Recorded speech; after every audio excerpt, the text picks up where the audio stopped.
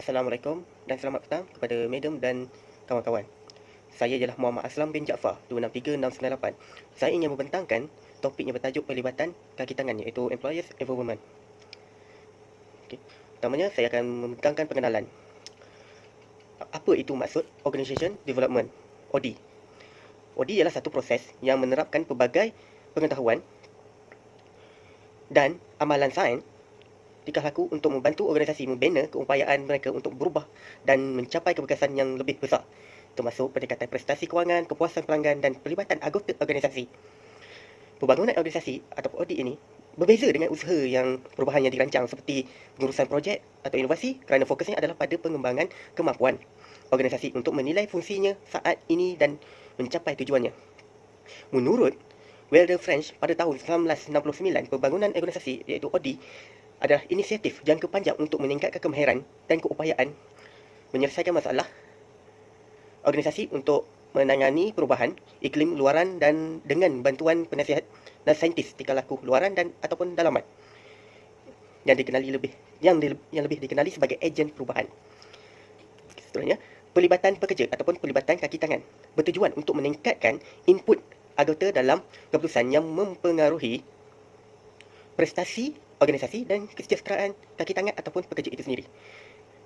Terdapat 4 elemen dalam pelibatan kaki tangan, iaitu kuasa, maklumat, pengetahuan dan kemahiran dan juga ganjaran. Melalui keempat-empat elemen ini, dia dapat memperkuatkan pelibatan kaki tangan apabila mereka dihubung secara langsung dengan hasil prestasi pelibatan kaki tangan dihasilkan dari penyataan dalam membuat keputusan. Disebabkan itu, penekanan terhadap pelibatan kaki tangan sangatlah ditekankan dalam organisasi, terutamanya kepada golongan wanita untuk terlibat dalam pembuatan keputusan. Hal ini kerana pelibatan kaki tangan wanita dalam organisasi sangatlah kurang berbanding dengan kaki tangan lelaki. Seterusnya, isu pelibatan kaki tangan ataupun isu pelibatan pekerja. Isu pelibatan pekerja dalam organisasi semasa penularan wabak COVID-19 sekarang ini, iaitu kurangnya pelibatan kaki tangan wanita dalam tenaga kerja dan pembuatan keputusan dalam sesuatu organisasi. Hal ini memang semakin membimbangkan kerana ramai golongan pekerja wanita terpaksa berhenti kerja. Umumnya disebabkan pengaruh wabak COVID-19 yang menyebabkan wabak ini merupakan wabak yang berbahaya sehingga memberi kesan dalam pelbagai segi, termasuklah meragut nyawa, balah. Bukan itu saja, dia telah memberi kesan kepada organisasi tertentu sehingga tidak dapat berjalan dengan lebih lancar.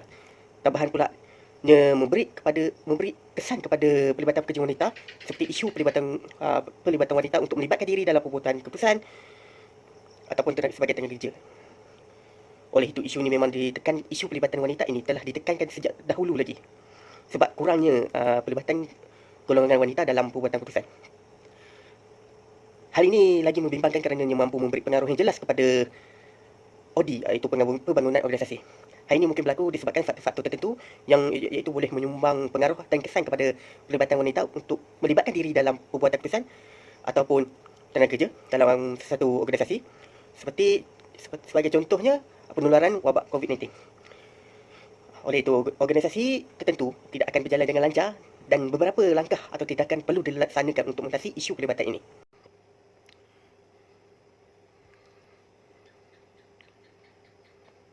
Seterusnya adalah faktor-faktor yang menyebabkan isu pelibatan kaki tangan berlaku, iaitu isu pelibatan pekerja berlaku. Faktor yang pertama ialah pemimpin. Seperti mana kita tahu, setiap pemimpin mempunyai gaya kepimpinan yang tersendiri dan berbeza-beza.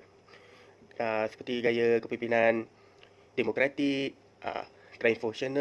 transformasional dan juga autokratik. Di situ kita boleh dapat dilihat, iaitu gaya kepimpinan autokratik. Terdapat segelintir pemimpin menggunakan gaya kepimpinan autokratik. Mungkin terlalu normal untuk pemimpin menggunakannya untuk mengawal situasi dalam organisasi.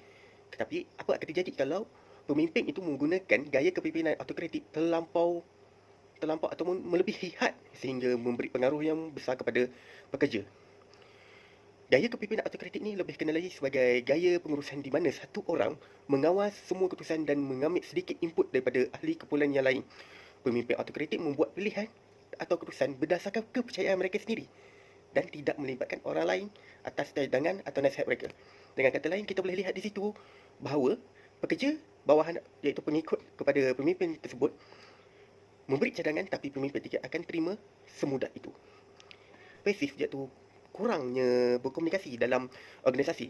Hal ini boleh menyebabkan pelibatan diri dalam dan juga hubungan erat ataupun kerjasama antara satu sama lain dalam organisasi sukar untuk berlaku. Pekerja adalah kunci, kerana pekerja adalah orang yang bekerja untuk orang lain atau syarikat untuk mendapatkan gaji atau papasan lain untuk yang disetujui. Pekerja juga merupakan sumber manusia dan juga pelaksana tugasan dalam organisasi. Dengan kata lain, tanpa pekerja, organisasi tidak dapat dilancarkan dengan lebih baik atau dilaksanakan dengan lebih baik. Disebabkan itu, pekerja mempunyai peranan yang sangat penting dalam menjamin kelancaran pembangunan dan pengurusan organisasi. Faktor yang seterusnya iaitu penularan wabak COVID-19.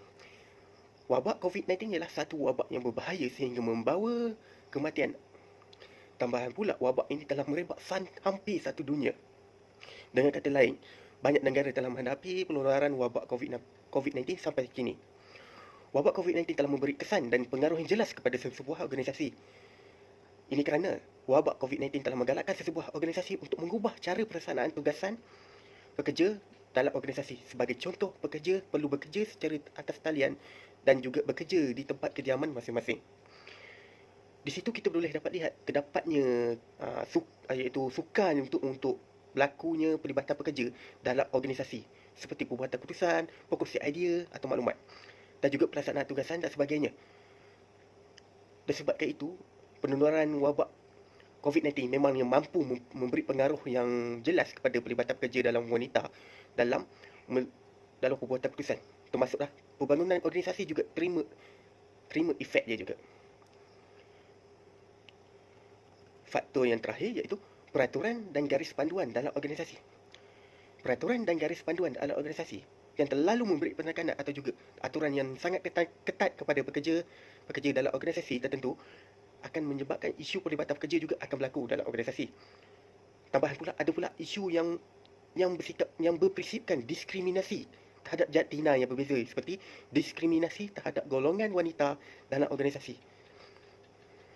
Peraturan dan garis panduan adalah merupakan petunjuk yang perlu diikuti dan dipatuhi oleh pekerja-pekerja dalam organisasi.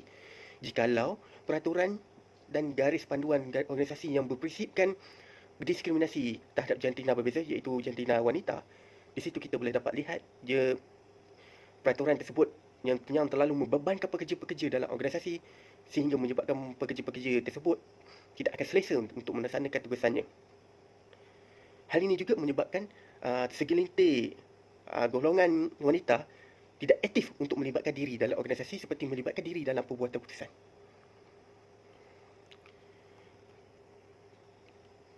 Seterusnya, penyelesaian bagi isu pelibatan pekerja. Penyelesaian yang pertama iaitu penyediaan latihan dan kemudahan kaunseling. Di sini, pemimpin perlulah menyediakan latihan dan kemudahan kaunseling dalam organisasinya. Latihan dan kemudahan kaunseling yang disediakan ini bertujuan untuk membimbing pekerja-pekerja atau kaki tangan dalam organisasi supaya mereka melaksanakan tugasannya dengan lebih baik dan terbaik. Dalam masa yang sama, ini juga memberi kesedaran terhadap mereka supaya mereka melibatkan diri dalam latihan dan kemudahan kaunseling yang disediakan. Tambahan lagi, latihan dan kemudahan kaunseling ini perlulah terbuka kepada semua dalam organisasi tanpa mengira bangsa, umur, kaum, agama dan lain-lain. Ini kerana latihan kemudahan kaunseling merupakan kunci bagi meningkatkan prestasi dan mempengaruhi pengurusan pembangunan organisasi. Penyelesaian yang kedua, gaya kepimpinan. Pemimpin perlulah menggunakan atau mengamalkan gaya kepimpinan yang menyifatkan keadilan antara satu sama lain dalam organisasi. Ini kerana penggunaan gaya kepimpinan yang sesuai mampu mempengaruhi hubungan, prestasi dan potensi pekerja-pekerja dalam organisasi. Dengan kata lain, gaya kepimpinan yang sesuai mampu untuk menggalakkan pekerja-pekerja untuk melibatkan diri secara aktif dalam organisasi seperti pembuatan keputusan, diskusi dalam perjumpaan biasa ataupun perbincangan secara tidak rasmi dan lain-lain.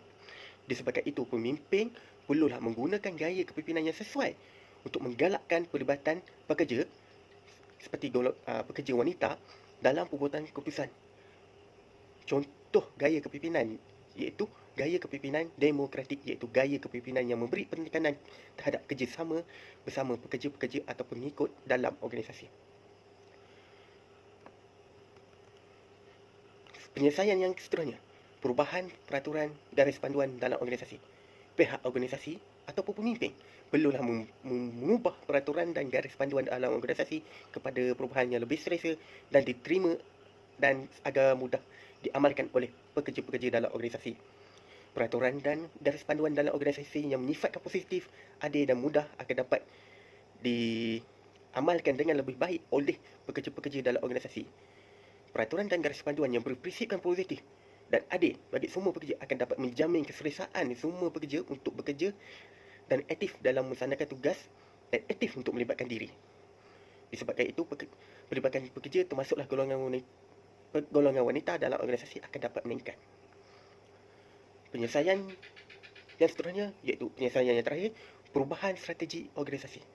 Strategi organisasi perlulah ditingkatkan dan diubahkan kepada strategi yang lebih baik dan terbaik. Ini kerana strategi yang lebih baik mampu menjamin pengurusan pembangunan organisasi dan juga kunci kejayaan bagi sesuatu organisasi. Strategi organisasi seperti perancangan, perakaan, reka bentuk kerja dan sebagainya. Strategi tersebut perlu diubah dan ditambah baik agar dapat menggalakkan pelibatan pekerja, iaitu pekerja wanita dalam tenaga kerja dan pembuatan keputusan. Dalam masa yang sama, kelancaran pembangunan organisasi juga dapat dijamin. Seterusnya, penutup ataupun kesimpulan. Organizational Development, OD, iaitu pembangunan organisasi yang lancar memerlukan pelibatan pekerja yang aktif dalam organisasi seperti pembuatan keputusan, pelaksanaan tugasan yang baik dan lain-lain. Pelibatan pekerja tersebut perlulah tanpa mengira kaum, umur, bangsa, agama, jantina dan lain-lain. Golongan wanita merupakan salah satu golongan yang kurang melibatkan diri dalam tenaga kerja dan pembuatan keputusan. Sudah jelas terdapatnya isu pelibatan pekerja di situ, iaitu kekurangan pelibatan pekerja wanita dalam tenaga kerja dan pembuatan keputusan. Ini berlaku kerana terdapatnya faktor-faktor yang mempengaruhi pelibatan pekerja wanita dalam organisasi tersebut, iaitu faktor pemimpin, faktor pekerja, faktor penularan wabak COVID-19 dan juga faktor peraturan dan garis panduan yang berprinsipkan diskriminasi terhadap golongan wanita dalam organisasi.